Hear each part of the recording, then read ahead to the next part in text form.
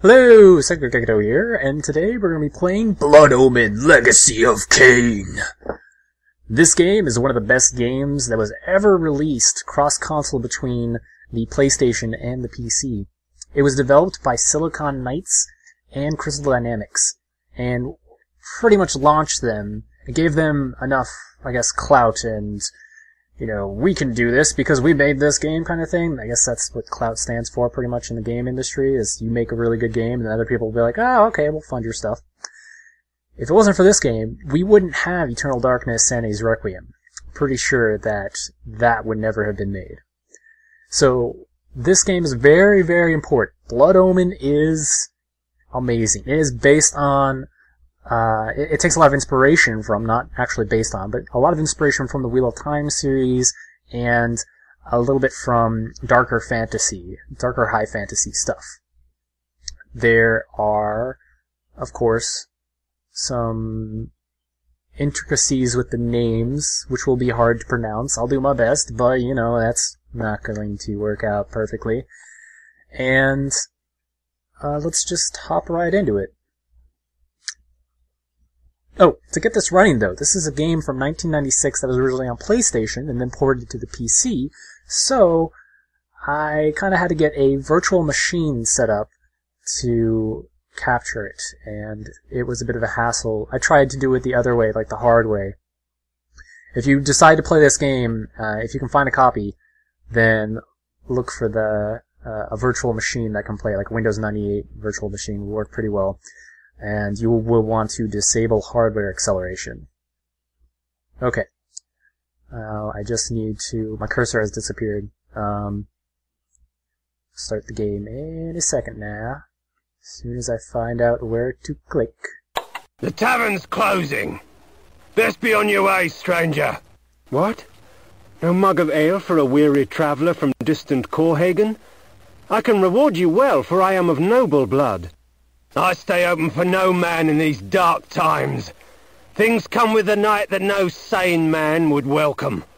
And so I left, cold of heart and soul, forced to the road and the long, bitter night.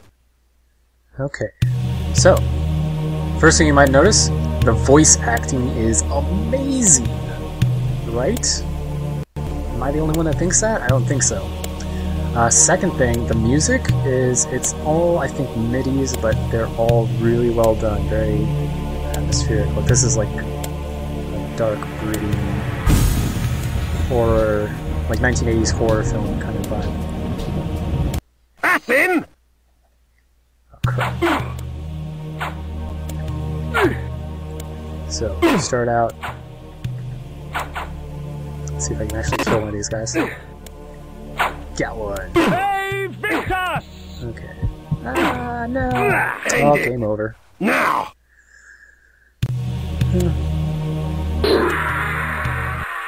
I awoke to the pain of a new existence, in a dank womb of darkness and decay.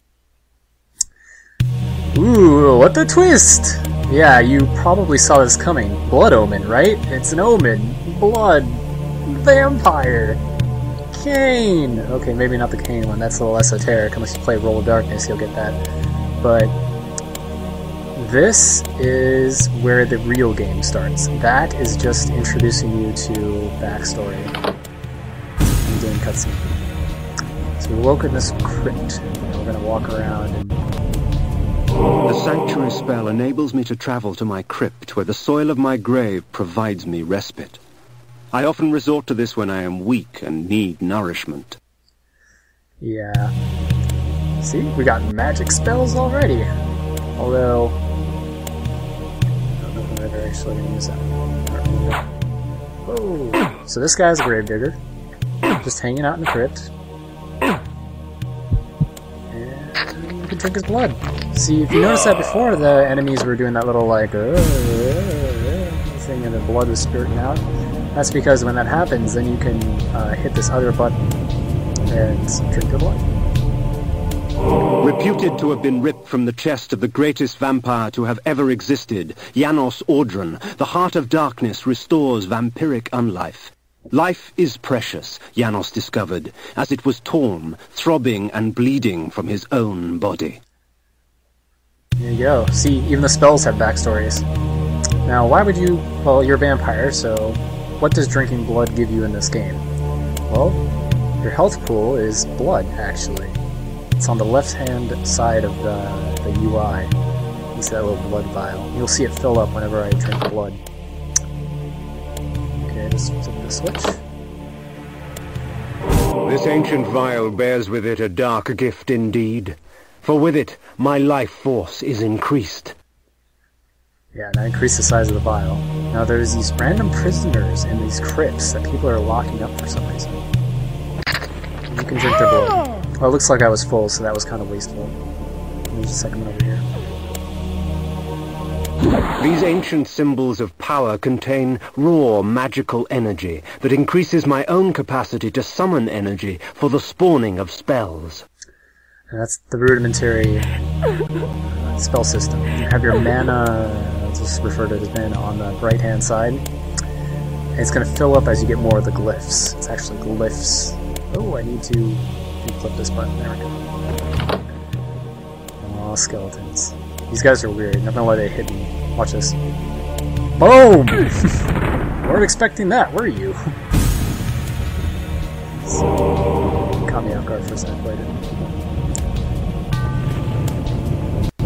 Within the walls of these chambers I could find respite, and if I so chose, resume my journey when my weariness abated. Thank you, Pebbles, for adding background sound. Alright, so these are their save stations.